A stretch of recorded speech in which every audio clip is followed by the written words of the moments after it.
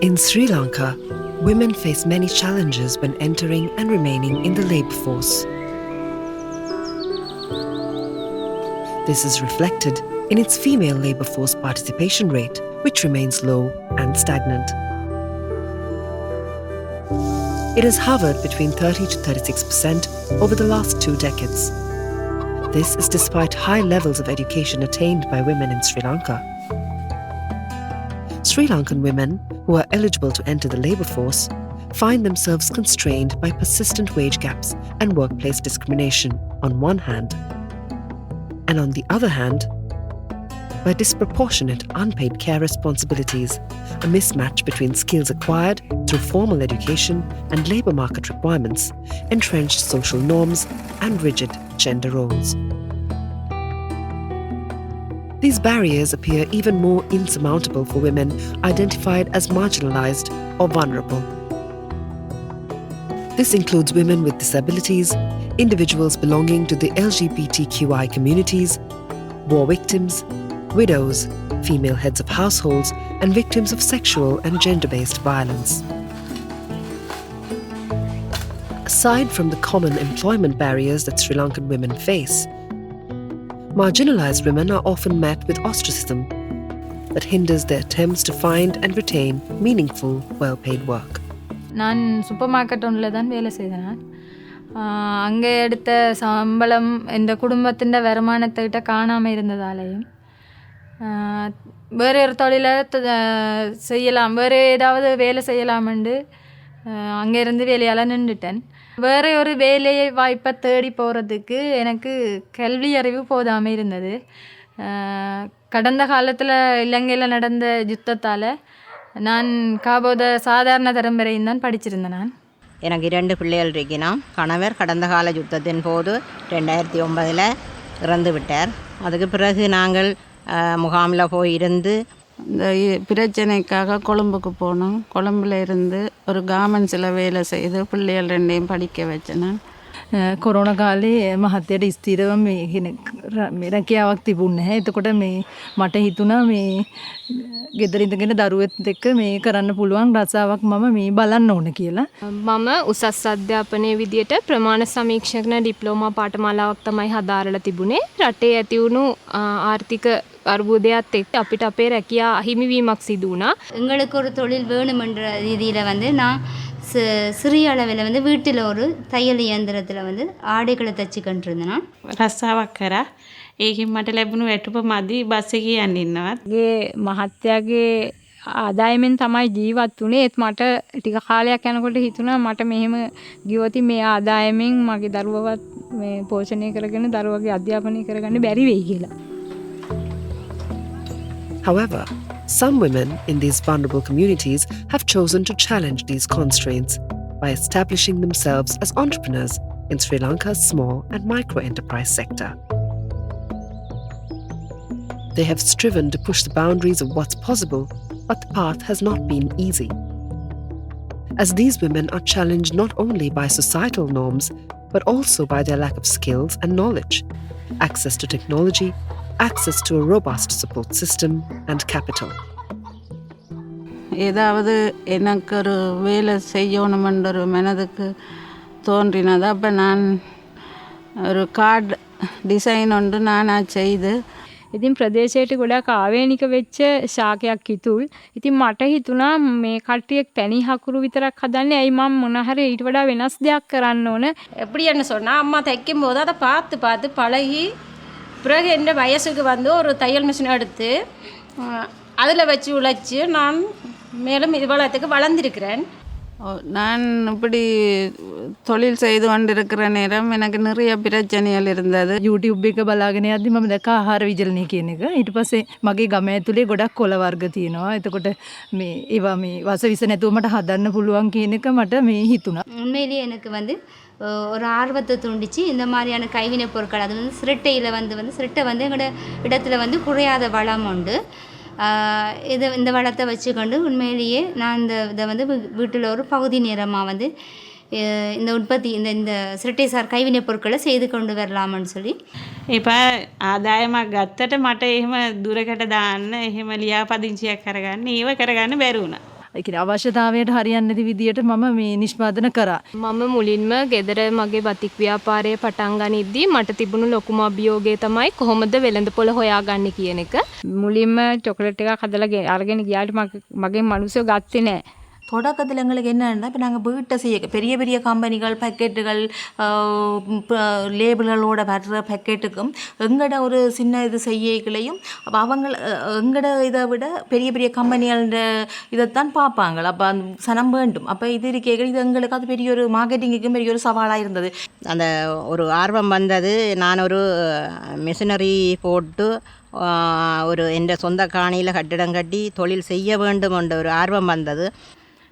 அதை தாண்டி 2015 நான் பிஸ்னஸ் ஸ்டார்ட் பண்ணிக்க திருமணம் முடிக்க இல்லை. டிரெக்ட் மார்க்கெட் செய்யணும். இப்படி பேக்குகளை தூக்கி கொண்டு திரிஞ்சா உனக்கு கல்யாணமே நடக்காது, எந்த மாப்பிள்ளை வந்து கல்யாணம் செய்வான், இப்படி எதுகளை எல்லாத்தையும் விட்டுட்டு வேலைக்கு போகலாம் தானே எல்லாம் சொல்லியிருக்கணும். 2021ஆம் ஆண்டு நான் திருமணம் செய்துட்டேன். திருமணம் செய்து இப்போ எனக்கு ஒரு குழந்தையும் இருக்குது, பெண் குழந்தை ஒன்றும் இருக்குது.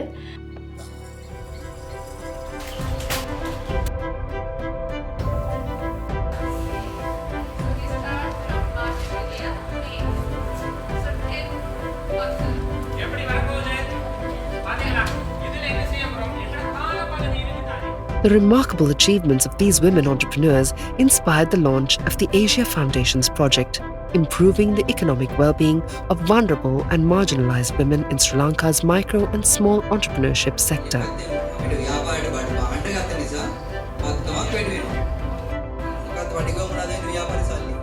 Initiated in 2022, the project sought to empower vulnerable and marginalized women in the micro and small entrepreneurship sector in the districts of Galle, Hambantota, Mullaitivu, Kilinochchi and Jaffna. It provided beneficiaries with training in multiple disciplines and launched mentoring and networking initiatives in partnership with the Galle District Chamber of Commerce and Industries, the Hambantota District Chamber of Commerce, the Jaffna Social Action Centre, and technical partners the Industrial Services Bureau, the Lankal Angel Network, the University of Ruhuna and the University of Vaunia. The project's beneficiaries represented all segments of vulnerable communities, including those with disabilities, those affected by the war, single mothers, and those caring for parents who are elderly or in poor health. இப்படி இருக்க தான் எனக்கு Asia foundation ஜெசாக் அவையோட தொடர்பு கிடச்சி அவை இந்த training ப்ரோக்ராமில் நான் கலந்து கொண்டு நிறைய நல்ல விஷயங்களை அறிஞ்சு கொண்டு இருக்கிறேன். මගේ යාළුවෙක් සම්බන්ධ වෙලා මට වාණිජ්‍ය මණ්ඩලයට සම්බන්ධ වෙන්න ලැබුණා. මට දීපු පුහුණුවීම් එක්ක ඒ දැනුම් එක්ක මේ මම එතනින් එහාට මේ දේවල් මම හේවුවා. ලේබලයක් හදන්නේ කොහොමද, මේ ලියාපදිංචියක් ගන්නෙ කොහොමද, ඒවා මේ විකුණන්නේ කොහොමද, හැමදේම අපිට පිළිවෙලට දේශන මාගින් ඉගැන්නුවා. உண்மையிலே இந்த ஏசியா ஃபவுண்டேஷன் பயிற்சி திட்டம் வந்து பேசிக் வந்து இந்த பொருளை வந்து நான் எப்படி எவ்வகையான முறையில் செய்கிறேன், அதை எப்படி செய்ய வேணும், அதில் வந்து விலையை எப்படி தீர்மானிக்கிறது, இதுக்கான கோஸ்ட் எப்படி தீர்மானிக்கிறன்றதை வந்து அவங்க சொல்லி தந்தாங்க. எனக்கு வந்து இந்த பொருட்களை வந்து இணையதளத்தில் வந்து மார்க்கெட்டிங் செய்யணுமன்றது ஒரு ஆசை இருந்தது. ஆனால் உண்மையிலேயே வந்து எனக்கு சாதாரண மொபைல் ஃபோனை கையாளுற முறைகளே தெரியாது, அதே நேரம் பயமும். நான் இப்படி ஸ்டார்ட் பண்ணி கொண்டு எங்களோட பிஸ்னஸை செய்து கொண்டு வரைக்க எனக்கு ஒரு ஆப்பர்ச்சுனிட்டி கிடைச்சிது. ஏசியா ஃபவுண்டேஷன் எங்களை ஒரு பயனாளியாக தெரிவு செய்துச்சு. மற்றது இப்போ தற்போது எங்களுக்கு இந்த தொழிலை செய்து கொண்டு இருக்கும்போது ஏசியா ஃபவுண்டேஷன் வந்து பயிற்சி வகுப்பு வழங்கினது. பயிற்சி வகுப்பு வழங்கிட்டு எங்களுக்கான உதவி திட்டம் தந்தவ. அதை வச்சு நாங்கள் இப்போ டிஜிட்டல் முறையில் தையலை தொடர இருக்கிறோம்.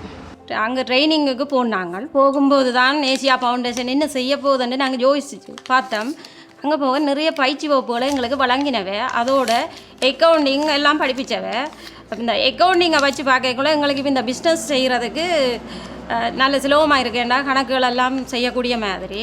අපි අවුරුද්දක කාලයක් එතන ට්‍රේනින් ප්‍රෝග්‍රෑම්ස් වලට සහභාගී වුණා. அந்த பயிற்சி வகுப்பிலேயே நான் அந்த கணக்கு வைப்பு முறைகளை எல்லாம் நாங்கள் நார்மலாக தான் கணக்குகள் எழுதி வாரது. இப்போ அவையன்ற பயிற்சி வகுப்புக்கு பிறகு எனக்கு அந்த கணக்கு என்ன மாதிரி செய்ய வேணும், அதில் லாப நட்டம் எப்படி இருக்குது என்றதை எனக்கு விளங்கி கொண்டேன் நான். මට ඇත්තටම ඩිජිටල් තාක්ෂණය යොදා ගන්න එක අඩුවෙන් තමයි තිබුණේ. දැනුමේ අඩුකමක් තිබුණා. The project also provided beneficiaries with 2 grants. The first, an initial grant provided much needed capital to the beneficiaries. The second, a digital marketing grant addressed other obstacles frequently faced by these women entrepreneurs, which is the lack of access to new technologies. On one hand, this issue is caused by the digital gender divide. Women in Sri Lanka have lower digital literacy rates. On the other hand, it is due to the lack of capital needed to purchase new technologies.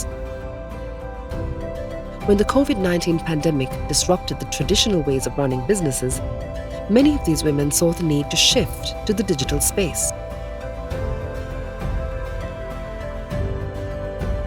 For some, space constraints and being located in remote areas meant they had to find innovative ways of reaching new markets and expanding their businesses.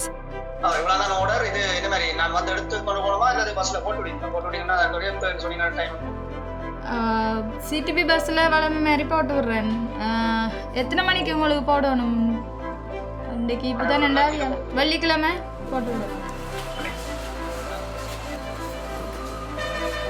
The Asia Foundation's project stepped in to fulfill this need by providing digital marketing grants that helped beneficiaries purchase the technological devices required.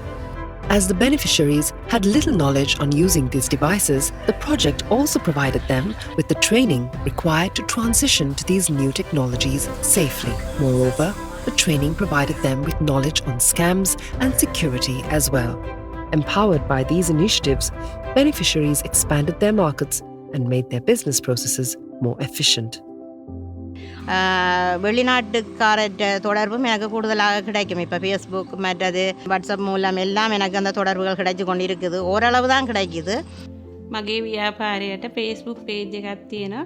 දුව තමයි ඒක කරගෙන යන්නේ. ඉතින් මේ පුහුණුවේදී මම ගොඩක් දේවල් ඉගෙන ගත්තා.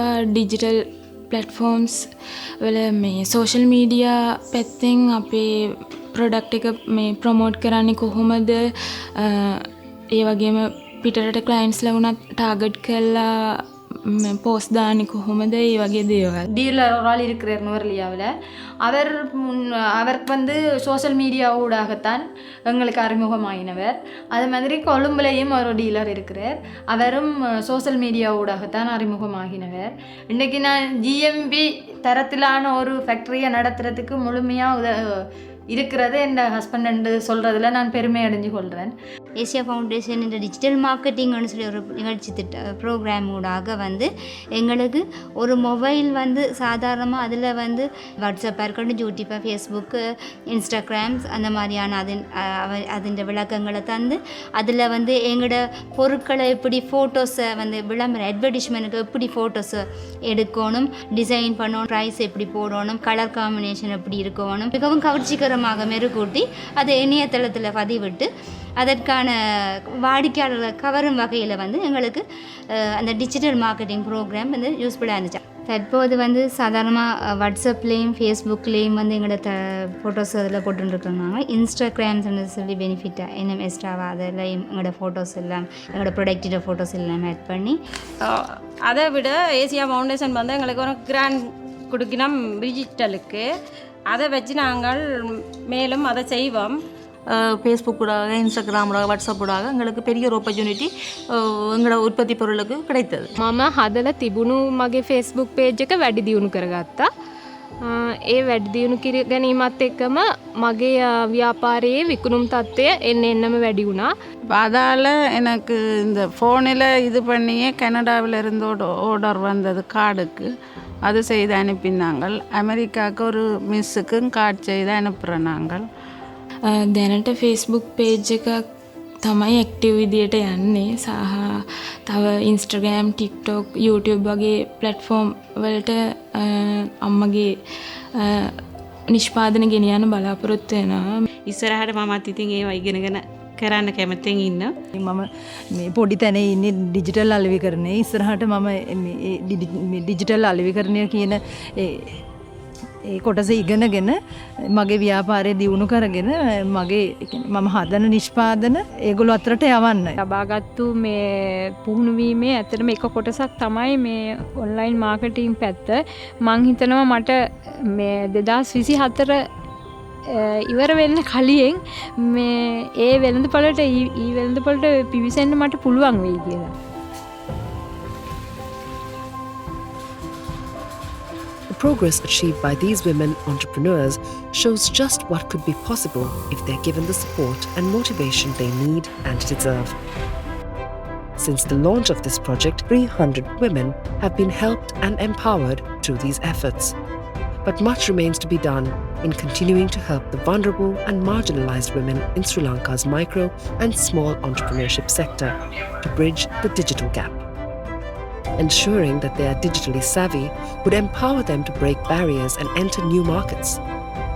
It goes without saying that improving their economic well-being not only changes their lives, but also the lives of their families and communities. Having extraordinary perseverance and an indomitable spirit to succeed, these women have shown the heights they can achieve if someone believes in them, if someone gives them a chance. When women are empowered economically and socially, it becomes a narrative of resilience, of dreams ignited and barriers shattered.